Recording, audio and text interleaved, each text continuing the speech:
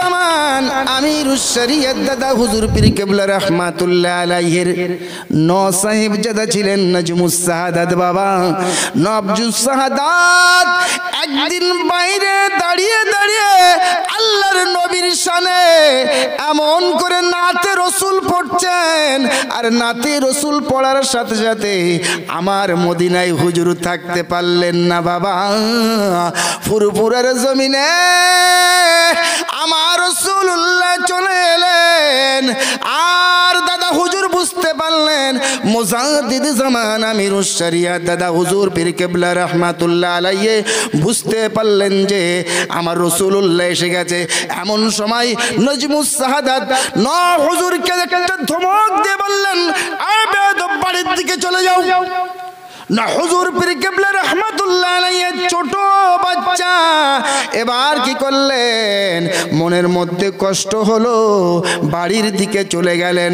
আল্লাহর নবীর এমন একজন মাহবুব, আল্লাহর নবী আমার মুজাদ্দিদ জামান দাদা হুজুর পীর কেবলা রাহমাতুল্লাহ আলাইহি এমন মহব্বতের তারা নজমুস সাহাদাত যখন ভাবছেন যে আমার রাসূলুল্লাহর শানে বেয়াদবি হয়েছে কিনা, বেয়াদবি হয়েছে কিনা, এই শানে যখন এমন কথা বলছিলেন রাসূল করিম সাল্লাল্লাহু আলাইহি ওয়াসাল্লাম তার ধমকায়ে এমন সময় কি করলেন, নজমুস সাহাদাতকে আর পাওয়া যাচ্ছে না, আল্লাহ রাসূল বিদায় নিলেন।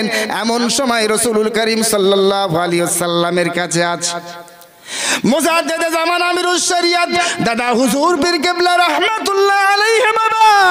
এবারে কে দেখছেন যে বাড়ির থেকে খবর আসছে আমার নজমুস সাহাদাতকে আর পাওয়া যাচ্ছে না, আমার নজমুস সাহাদাতকে আর পাওয়া যাচ্ছে না বাবা। কোথায় গেল, কোথায় গেল? আমার দাদা হুজুর কাশফের মধ্যে দেখলেন আশপাশে কোথাও নেই। এবারে কাশফ করলেন রাসূলুল্লাহর কাছে, দেখলেন যে রাসূলুল্লাহ সাল্লাল্লাহু আলাইহি ওয়াসাল্লামের রওজার ধারে দাঁড়িয়ে দাঁড়িয়ে আমার মুজাদ্দিদ জামানের পুত্র নজমুস সাহাদাত সেখানে আমার নবীকে ওই নাতে রসুল শোনাচ্ছেন। জোরে জোরে বলুন নারায়ে তাকবীর, নারায়ে তাকবীর। নাতে রসুলের এত সুন্দর, আহলে সুন্নাত ওয়াল জামাতের মত হলো বাবা। আমরা যখন সালাতুস সালাম পেশ করি, নাতে রাসূল পেশ করি, আল্লাহ রাসূল সাল্লাল্লাহু আলাইহি ওয়াসাল্লাম সেখানে হাজির হলেও হতে পারে। জোরে জোরে বলুন সুবহানাল্লাহ। নজমুস সাহাদাত ছিলেন মাদারজাত ওলি বাবা, এমন করে মাদারজাত ওলি ছিলেন আমার নজমুস সাহাদাত হুজুর কেবলা রাহমাতুল্লাহ আলাইহি। তিনি ছিলেন মাদারজাত ওলি, পেটে থাকতে ওলি। অনেক ঘটনা বাবা সেদিকে যাব, কিন্তু কয়েকটা কথা আমি তার মধ্যে বলে নেই। আমরা রাসূলের শানে যখন সালাতুস সালাম পেশ করব বাবা, চোখটা বন্ধ করবেন। চোখটা বন্ধ করে আপনারা ধ্যান দিয়ে ভাববেন যে আমার রাসূলুল্লাহ আহলে সুন্নাত ওয়াল জামাতের মত হলো রাসূলুল্লাহ ওই জামাতে থাকলেও থাকতে পারেন। জোরে জোরে বলুন সুবহানাল্লাহ। সেদিকে লক্ষ্য করেন আজকে এই কিয়া সালাতুস সালামের বিপক্ষে কিছু মানুষ হয়েছে, কিন্তু বাবা জেনে রেখে দেন আমাদের রাহবাররা, আমাদের যারা বিপক্ষ বলে তাদের রাহবাররাও এই সালাতুস সালাম পেশ করে ইমদাদুল্লাহ মাহাজির মক্কি রাহমাতুল্লাহ আলাইহি, মাহাজির মক্কি রাহমাতুল্লাহ আলাইহি, কাসেম নানাতুবি রাহমাতুল্লাহ আলাইহি, তারা বলতেন কি বাবা আমার জীবনে হয়তো কোনো ভালো কাজ নাই, কিন্তু একটা কথা বলি, কিন্তু একটা কথা বলি, সেই কথাটি হলো এই যে, সেই কথাটি হলো এই যে ইমদাদুল্লাহ মাহাজির মক্কি রাহমাতুল্লাহ আলাইহি, আমার জীবনে হয়তো কোনো ভালো কাজ নাই, কিন্তু আমি রাসূলের শানে আমি দাঁড়িয়ে দাঁড়িয়ে কিয়াম করতাম, সালাম পেশ করতাম, আমার দিলটা খুশি হয়ে যেত, আমার দিলটা খুশি হয়ে যেত। জোরে জোরে বলুন সুবহানাল্লাহ। সেই রাসূলের স্থানে সালাতুস সালাম হবে বাবা, হবে তো? তাহলে একটু সালাতুস সালাম হয়ে যাক। ইয়া নবী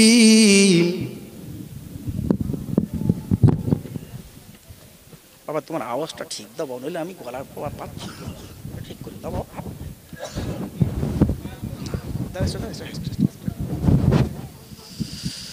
আপনারা যখন সালাতু সালাম পেশ করো বাবা, আপনারা চলে আসুন। দেখেন মজলিসটা খুব সুন্দর লাগুক না বাবা, আসুক না, দারুণ কথা বলবো কিছু। আমার ফানাফি শায়েখ, আমার পীর অলিদের কথা বলবো। আমার পীর সাবগাতুল্লাহ দামান বারকাতাহু, ওই নহুজুরের ছোট ছেলে, উনি এখন হায়াতে আছে, বলে হায়াত বৃদ্ধি করে দেন, বলে আমিন। এবং কিছু রসুলের শানে কথা হবে, আর কিছু আল্লাহ পাক ফানা ফির রসুল হবে, আর ফানা ফিল্লাহ হবে। তো নাকি বাবা, ভালো লাগছে তো নাকি? তাহলে আমরা সালাতু সালাম পেশ করার সময় কি বলেছি? চোখটা বন্ধ করবেন, মনে করবেন আমার রাসূলুল্লাহ সাল্লাল্লাহু আলাইহি সাল্লাম থাকলেও থাকতে পারেন, ঠিক আছে?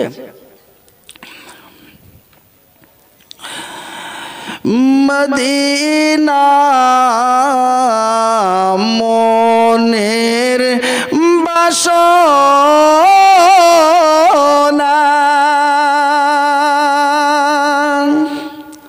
মদিনা প্রাণের যাচনা, মদিনা দুঃখের সান্ত্বনা, আশিকদের প্রেমের ঠিকানা। ইয়া নবী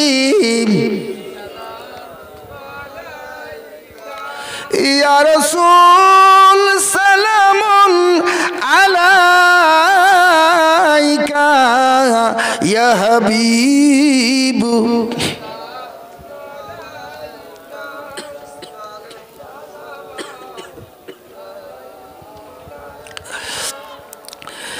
ইয়া নবী দিদারো নবী একবার যদি পাইতাম,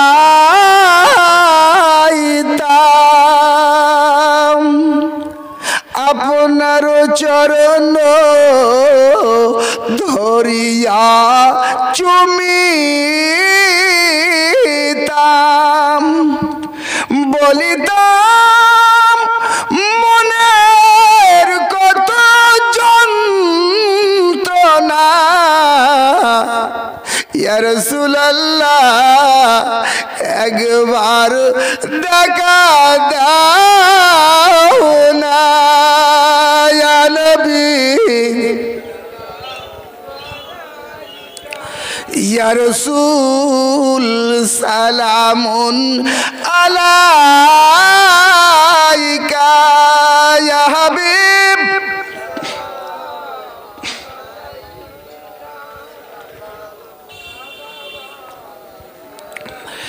কঠিন হাসরের দিনে কি উপায় হবে আমাদের, পিপাসায় বুক ফাটিবে। ইয়া রাসূলুল্লাহ কাউসার পিলাবেন আমাদের। ইয়া নবী ইয়া রাসূল সালামুন আলাইকা ইয়া হাবিব সালামুন আলাইকা সালাওয়াতুল্লাহ আলাইকা ইয়া রাব্বি সাল্লাল্লাহু আলাইহি ওয়া সাল্লাম।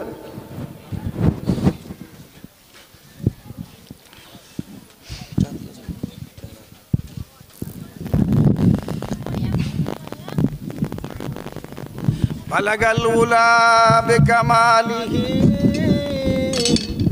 কাসাবান তুজা বিজামালিহি। পড়েন বালাগাল উলা বিকামালিহি কাসাবান তুজা বিজামালিহি হাসানাতু জামিউ খিসালিহি সল্লু আলাইহি ওয়া আলিহি।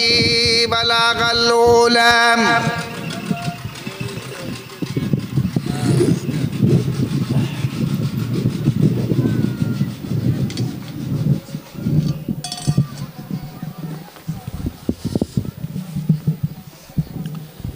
আল্লাহুম্মা সাল্লি আলা সাইয়্যিদিনা মাওলানা মুহাম্মদ ওয়া আলা আলি সাইয়্যিদিনা মাওলানা মুহাম্মদ। প্যারে হাজিরানে মজলিস, সম্মানিত সভাপতি, উপস্থিত উলামায়ে হযরত, সামনে উপবেশনরত দিনদার পরহেজগার মুসল্লিবিন্দু, পদ্মনাসীন আম্মা জান ও বোনেরা, আসসালামু আলাইকুম ওয়া রাহমাতুল্লাহ। আল্লাহ পাক রব্বুল আলামিন তার মহান গ্রন্থ আল কোরআন পাকের ভিতরে বলছেন, সুবহানাল্লাযী আসরা বিআবদিহি লাইলাম মিনাল মাসজিদিল হারাম ইলাল মাসজিদিল আকসা। আল্লাহ পাক রব্বুল আলামিন বললেন, আমার রসুলকে আমি ডেকে নেব, আমার বন্ধু করে নেব, আমার রসুলকে আমার বন্ধু করে নেব। আমার জিবরাইল আমিনকে বলছেন, জিবরাইল আমিনকে বলছেন, এ জিবরাইল তুমি যাও যাও যাও যাও, আমার হাবিবকে তুমি আমার কাছে নিয়ে আসো। সেই সময় রসুলে কারীম সাল্লাল্লাহু আলাইহি ওয়াসাল্লাম ওখানেই ঘুমাচ্ছিলেন, হাতিমে কাবা, কাবার ওই চত্বরে কিংবা উম্মে হানির ঘরে, কাবার চত্বর কিংবা উম্মে হানির ঘরে আল্লাহর নবী ঘুমিয়েছিলেন। অধিকাংশ রিওয়ায়াতের মতে ছিলেন ওই কাবা চত্বরে। এমন সময় রাসূলুল্লাহর কাছে গেলেন, বুররাক নিয়ে চলে গেলেন কি জিবরাইল আমিন। কে গেলেন বাবা?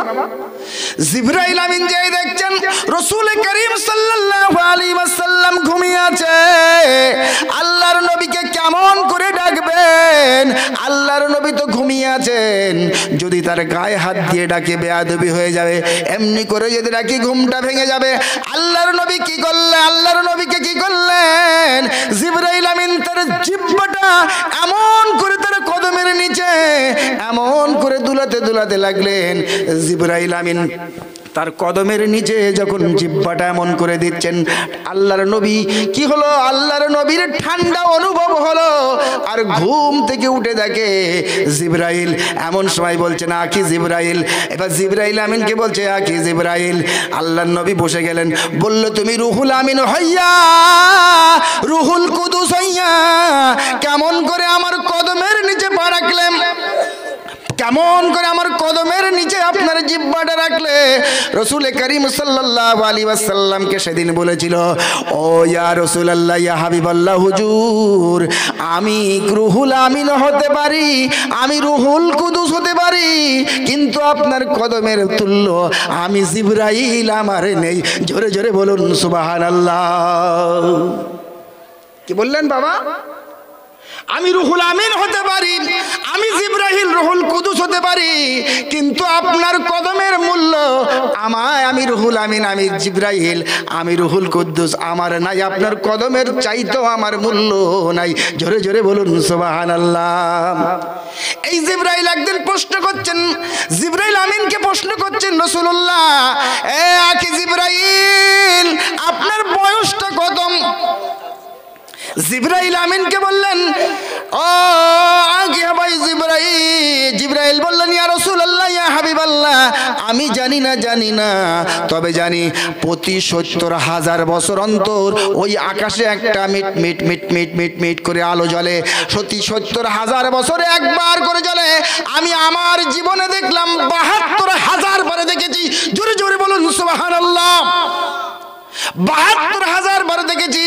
আর আপনি যখন ভূমিষ্ঠ হলেন তারপরের থেকে ইয়া রাসূলুল্লাহ, ইয়া হাবিবাল্লাহ, হুজুর আমি আর সেইটাকে দেখতে পাই না। তাহলে আমার আল্লাহর নবীর বয়স বেশি না জিবরাইলের বয়স বেশি?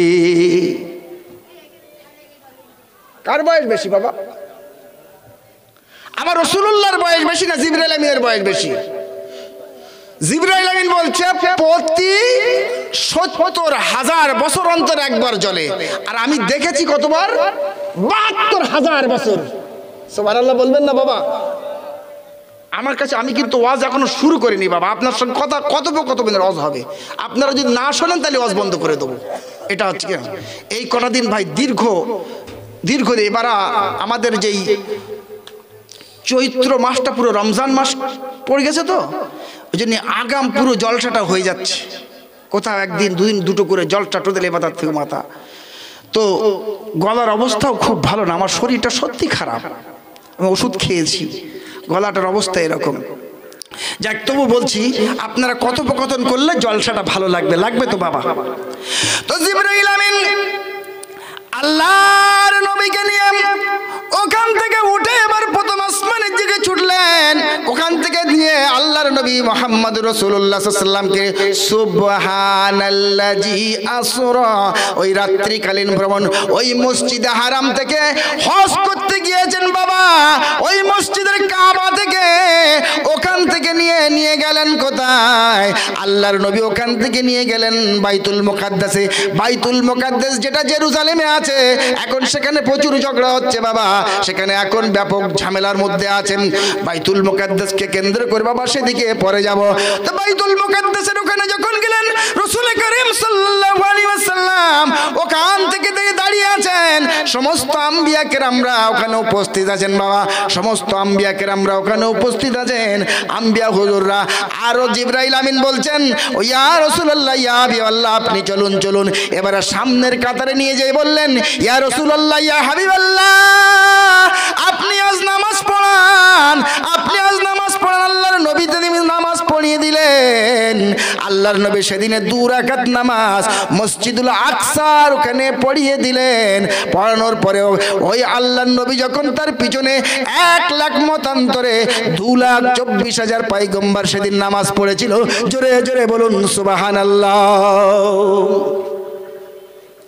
ওখান থেকে আল্লাহর নবীর নামটা হয়ে গেল ইমামুল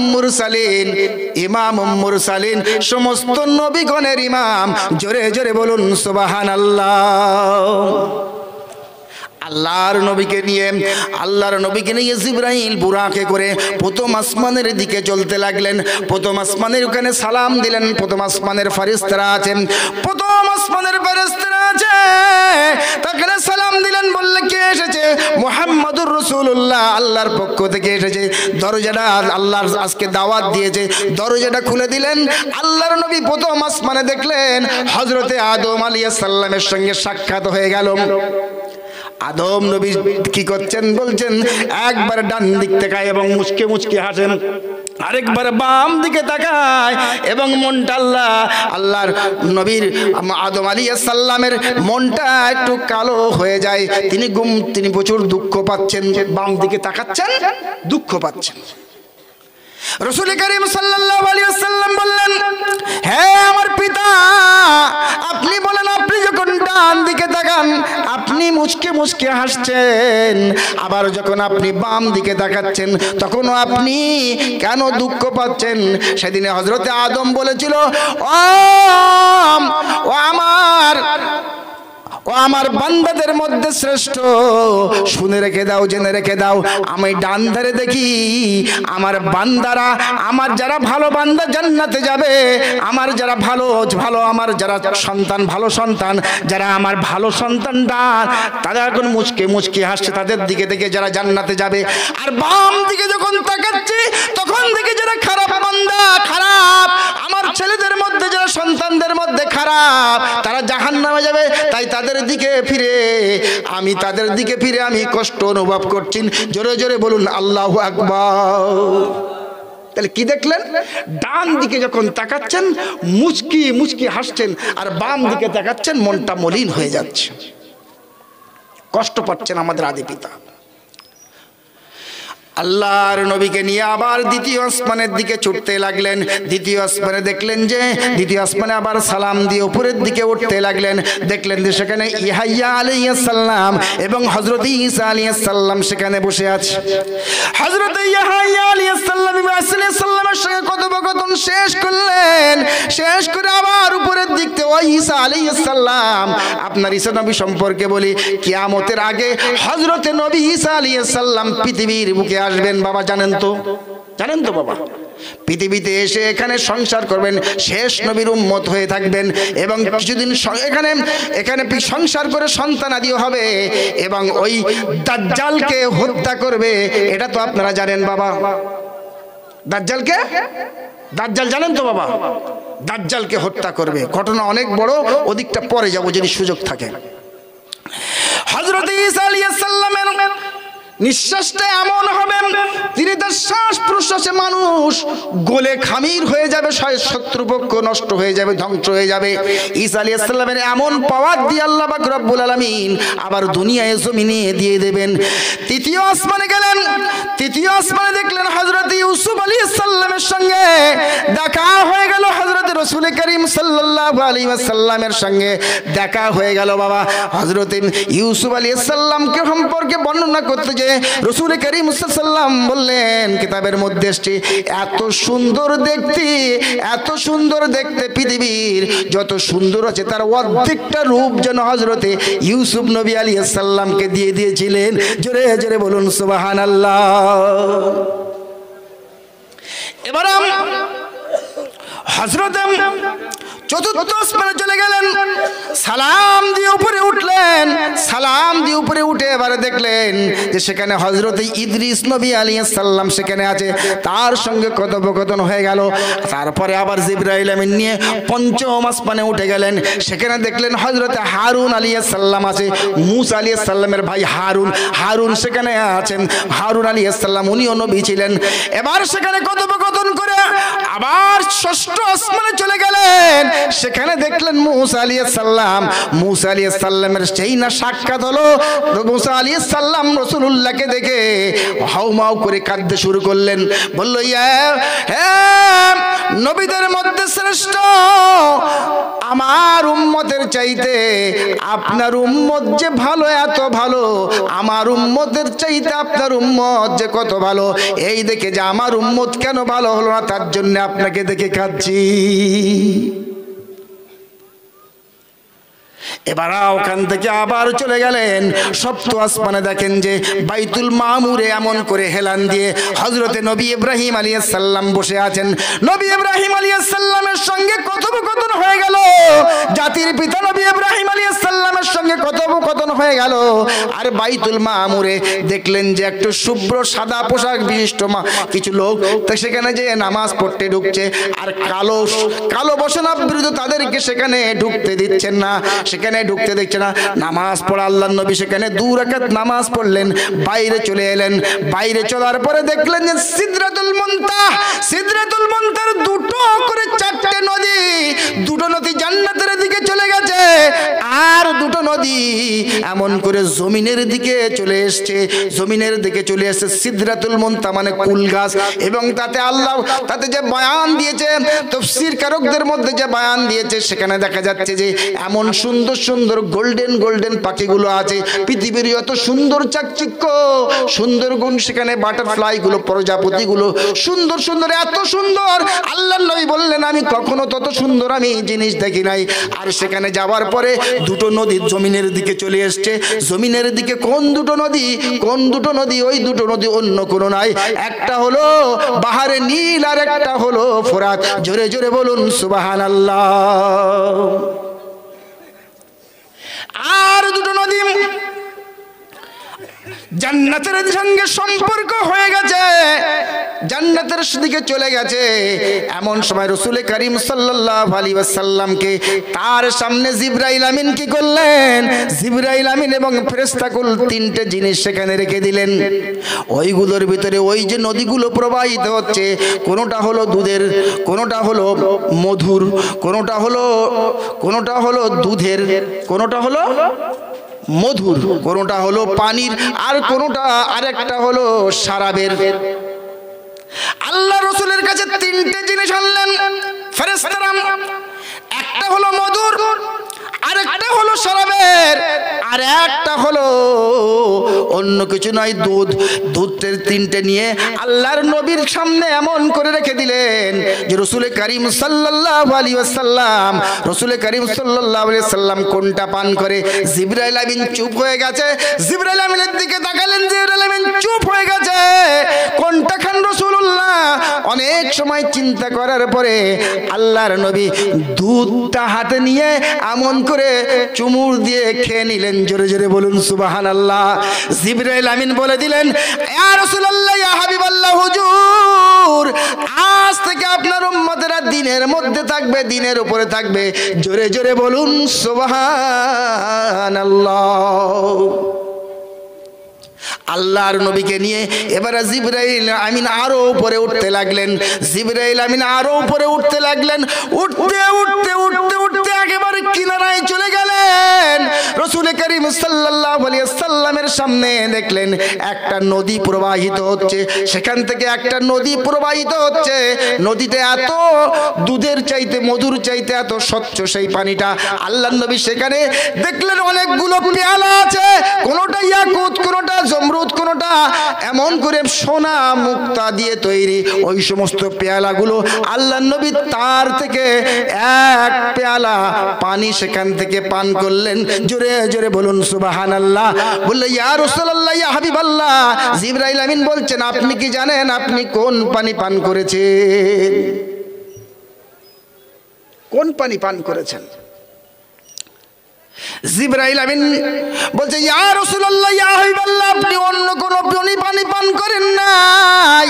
এটা হলো সেই কিয়ামতের দিন যখন মানুষ পিপাসায় বুক ফেটে যাবে, পিপাসায় তাদের বুক ফেটে যাবে, কিন্তু পানি পাবে না, পানি পাবে না। সেদিন আপনার হাতের যারা পানি পান করবেন সে অন্য কোনো পানি নাই, অন্য কোনো পানি নাই। ওই পানিটা হলো এই হাউজে কাউসার। জোরে জোরে বলুন সুবহানাল্লাহ। ওটা হলো হাউজে কাউসার। আল্লাহর নবীকে নিয়ে এবারে জিবরাইল আমিন কি করলেন? জিবরাইল আমিন এবারে জান্নাতটাকে দেখালেন, জান্নাতটাকে আল্লাহর নবীকে দেখালেন এবং জাহান্নামটা দেখালেন। জান্নাত জাহান্নাম দেখে আল্লাহর নবীর এবারে একেবারে সিদরাতুল মুনতাহার শেষ সীমানা।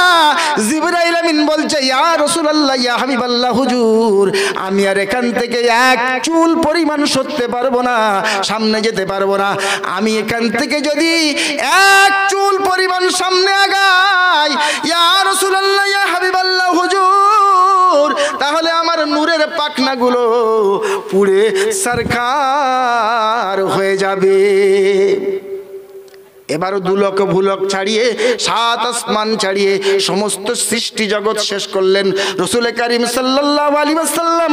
সৃষ্টি জগৎ শেষ করার পরে এবারা বললেন কি, এবারা হলো আল্লাহর নূরের জগৎ। এই জগৎ শেষ হয়ে নূরের জগৎ 70,000 পর্দা করে আমার রব্বুল আলামিন, ওই পর্দা করে 70,000 পর্দা করে আল্লাহ পাক রব্বুল আলামিন, তারপরে আল্লাহর কাছে যাওয়া যাবে। কোন পৃথিবীর কোনো কারুর পক্ষে সম্ভব নয়, ওই কোন কারুর পক্ষে ওখানে যাওয়া সম্ভব নয়। আল্লাহর নবী কি করলেন? এবারে ভয় করছে, কি করব কি করব। নবী করিম সাল্লাল্লাহু আলাইহি ওয়াসাল্লাম চুপ করে দাঁড়িয়ে আছেন। এমন সময় দেখেন যে একটা রফরফ চলে এলো। বাবা রফরফটা চলে এলো। রফরফটা বলছেন কিতাবের মধ্যে বর্ণনা করছেন, রফরফটা হলো সবুজ গালিচা মতো, সবুজ একটা পাটি মতো। এমন কেউ বলেছেন ওটা সিঁড়ির মতো, কেউ বলেছে ওটা জান্নাতের যেমন এলাইতো ভাবে থাকবেন সমস্ত জান্নাতীরা। ওই যে সবুজ গালিচা, ওই যে সবুজ সিংহাসন, তেমন জিনিস অন্য বর্ণনায় অনেক রকম এসেছে। বাবা আল্লাহর নবী এবার কি করলেন? ভয় হচ্ছে কি হবে কি হবে, কিন্তু পাশে কাউকে পায় না। আল্লাহর নবী মুহাম্মদ রাসূলুল্লাহ এবার কি করলেন, তার উপরে বসে গেলেন। এবার কি করলেন, একটার পর একটা আল্লাহ রাসূল বর্ণনা করছেন কিতাবের মধ্যে যে একটা একটা নূরের পর্দা যখন পার হচ্ছি, সে যে কেমন জগৎ, এই জগতে সে আমি বর্ণনা করতে পারবো না। এত ভালো জগৎ, এত সুন্দর নূর রে বাবা, এত সুন্দর নূর। বললো আমি একটার পর একটা করছি না, একটা চাইতে আর একটা ভালো। এমন করে যখন একেবারে শেষ কাছাকাছি যাবেন, এমন সময় কাছাকাছি যাবেন, এবার হযরতে আবু বকরের গলাটা শুনতে পেলেন, ইয়া রাসূলুল্লাহ আপনি দাঁড়িয়ে যান, আল্লাহ রাসূল আল্লাহ পাক রব্বুল আলামিন সালাতের মধ্যে আছেন। জোরে জোরে বলুন সুবহানাল্লাহ।